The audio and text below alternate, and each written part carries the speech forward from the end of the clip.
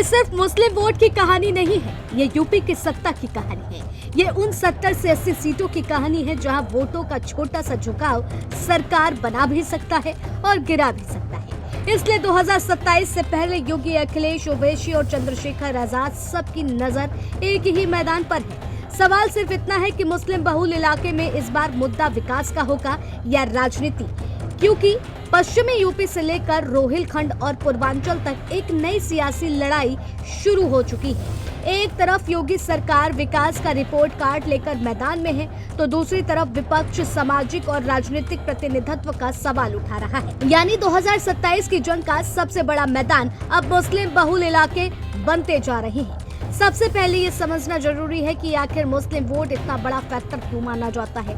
उत्तर प्रदेश में मुस्लिम आबादी करीब 19% है, लेकिन इसका राजनीतिक प्रभाव इससे कहीं ज्यादा बड़ा माना जाता है। यूपी में मुस्लिम आबादी करीब 19%, 140 से ज्यादा सीटों पर प्रभाव, 70 से 80 सीटों पर निर्णायक भूमिका। पश्चिम यूपी और रोहिलखंड सबसे अहम, पूर्वांचल की कई सीटों पर भी मजबूत असर। कई सीटों पर जीत हार का अंतर तय करते हैं हर दल की नजर इसी वोट बैंक पर। अगर नक्शे पर देखें तो सहारनपुर, मुजफ्फरनगर, शामली, मेरठ, बिजनौर, अमरोहा, मुरादाबाद, रामपुर, संभल और बरेली जैसे जिलों में मुस्लिम वोट काफी प्रभावशाली माना जाता है।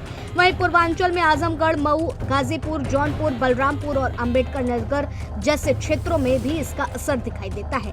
यही वजह है कि यूपी की सत्ता का गणित इन इलाकों को नजरअंदाज करके कभी पूरा नहीं होता।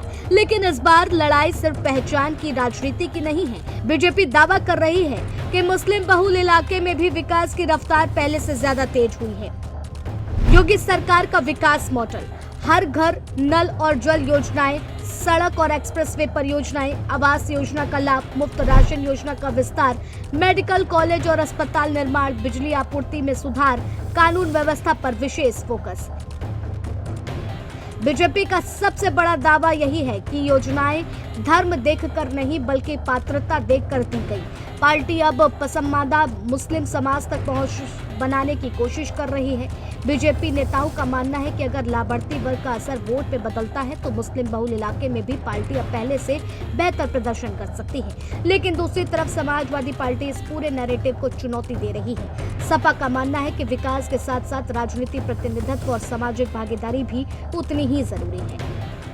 पिछड़ा, दलित और अल्पसंख्यक गठजोड़, रोजगार और भर्ती का मुद्दा, सामाजिक न्याय पर जोर, आरक्षण और प्रतिनिधित्व की बात, महंगाई और किसानों के सवाल, मुस्लिम बहुल क्षेत्रों में मजबूत पकड़, 2024 के प्रदर्शन से बड़ा आत्मविश्वास।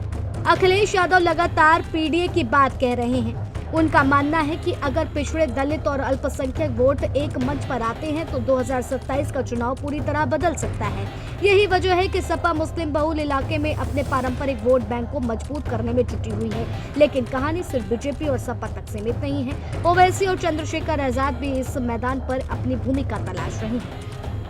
मुस्लिम युवाओं पर ओवैसी का फोकस, पश्चिम यूपी संगठन विस्तार की कोशिश, दलित मुस्लिम समीकरण पर आजाद का जोर, कुछ सीटों पर नई चुनौती बनने की तैयारी, विपक्षी वोट पर असर की संभावना, छोटे बदलाव से बड़ा चुनावी असर, 2027 में भूमिका पर सबकी नजर। राजनीतिक विश्लेषकों का मानना है कि अगर ओवैसी या चंद्रशेखर आजाद कुछ सीटों पर प्रभावी होते हैं तो इसका असर सीधे विपक्षी वोट पर पड़ सकता है, खासतौर पर पश्चिमी यूपी में जहां पहले से ही मुकाबला बेहद कड़ा माना जाता है। अब बात उस इलाके की जो 2027 की दिशा तय कर सकता है, यानी पश्चिमी यूपी। पश्चिमी यूपी क्यों अहम? 130 से ज्यादा विधानसभा सीटें, कई जिलों में मुस्लिम आबादी, 30 से 45%, जाट और किसान राजनीति का प्रभाव, बीजेपी और सपा की सीधी लड़ाई, ओवैसी और आजाद की भी नजर, चुनावी माहौल तय करने वाला क्षेत्र सत्ता की चाबी माना जाता है। पश्चिम यूपी में मुस्लिम वोट, जाट वोट और किसान राजनीति का मिश्रण कई बार चुनावी परिणाम बदल चुका है।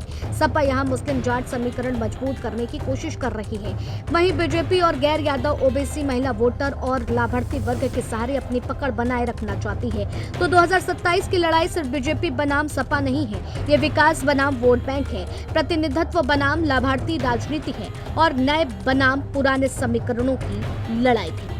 उत्तर प्रदेश में 2027 की चुनाव को अगर देखा जाए तो योगी सरकार हिंदुत्व और विकास के मुद्दों को लेकर मैदान में डटे हुए हैं।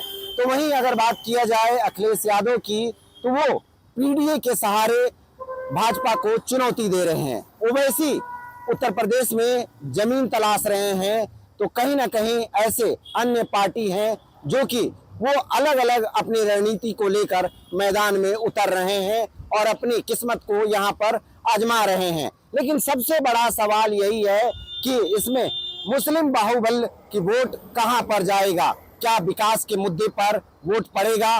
लेकिन ये तस्वीरें बिल्कुल साफ है कि आने वाले समय में उत्तर प्रदेश की जो चुनाव होंगे वो कहीं ना कहीं 2027 का जो फाइनल रिपोर्ट आएगा वो उत्तर प्रदेश होते होते लखनऊ तक पहुंचने के लिए इन्हीं सब रास्तों से उत्तर प्रदेश की राजनीति गुजरेगी और फाइनली जिसको लखनऊ की कुर्सी मिलेगी वो देखने वाली बात रहेगी।